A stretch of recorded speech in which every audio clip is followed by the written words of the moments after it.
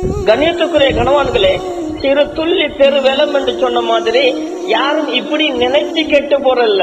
யாராவது நினைக்கிறான் நான் ஊர்ல பெரிய பொல்லுக்காரனா மாறணும், நான் ஊர்ல பெரிய ஏமாத்துக்காரனா மாறணும், நான் ஊர்ல எல்லாத்துக்கும் ஏமாத்தி பொல்லு போடணும், யாரும் விரும்புறல்ல. நான் ஊர்ல கள்ளன் என்று பேர் வாங்கணும், யாரும் விரும்புறல்ல. ஏன் இப்படி ஆகுதுன்னு சொன்னால் சந்தர்ப்ப சூழ்நிலை. எதனால வருதுன்னு சொன்னால் கண்ணியத்துக்குரிய கணவான்களே, பேசிக் எங்கட விரலுக்கு ஏத்த வீக்கம் இல்ல, எங்கட வரவுக்கு ஏத்த செலவு இல்ல. எல்லாரும் நினைக்கிற மத்தவனை பார்த்து வாழ, மத்தவனை பார்த்து வாழ, மத்தவனை பார்த்து வாழ நினைச்சுதான் இவன் ரோட்டுக்கு ஆகுற. இன்னைக்கு பொதுவா சொல்லுவாங்க, கடனப்பா இந்த பள்ளியில கூட்டு சக்காத்து இருந்தா 1000 வரும், நோம்பு கிட்டாப்புல மஹல்லால 120 குடும்பம் இருந்தா 115,000 வரும். ஜக்காத் கமிட்டிக்கு இப்ப ஆட்கள் போவ பயம். பிரிச்சு கொடுக்கலாட்டியும் மேய்ச்சி, பிரிச்சு கொடுத்தாலும் மேய்ச்சி. பாக்குறோமா இல்லையா? நிறைய பேர் சொல்வார்கள் கல்யாணம் முடிச்சு கொடுத்ததால கடன், கல்யாணம் நடத்தின தானே மகள்கிட்ட கல்யாணம் ஐ சுட்டி கடன் பட்ட. புள்ளையில கல்யாணம் முடிச்சு கடன் பட்ட பெற்றார்கள் யோசிங்க. நான் பொதுவா சொல்றேன், ஒரு பொம்பளை பிள்ளைய கல்யாணம் முடிச்சு கொடுக்கிற நேரம், நான் துறவரம் பேசல, பொதுவாவே ஒரு சாப்பாடு போடுறீங்க, ஓகே.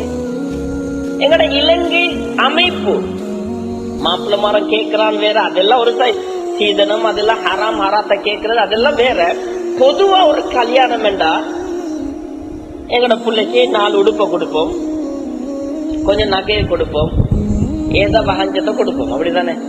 மிடில் கிளாஸ்ல இதுதான் செய்வோம். இப்ப யோசிங்க, எனக்கு 50,000 தான் மாசம் வருமானம், ஒரு 30,000 வருமானம்.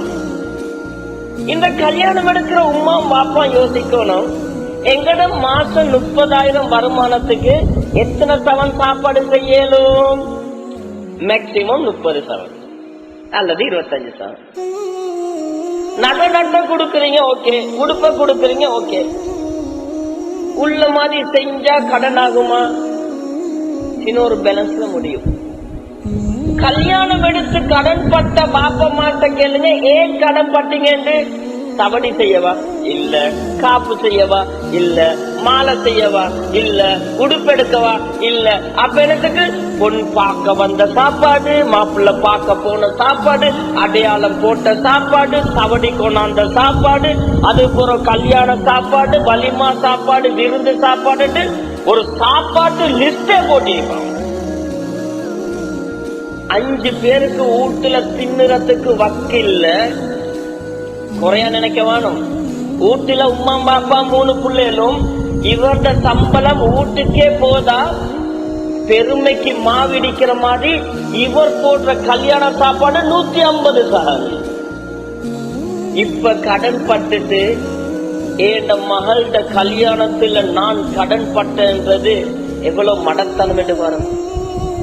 இங்க நடக்குதா இல்ல?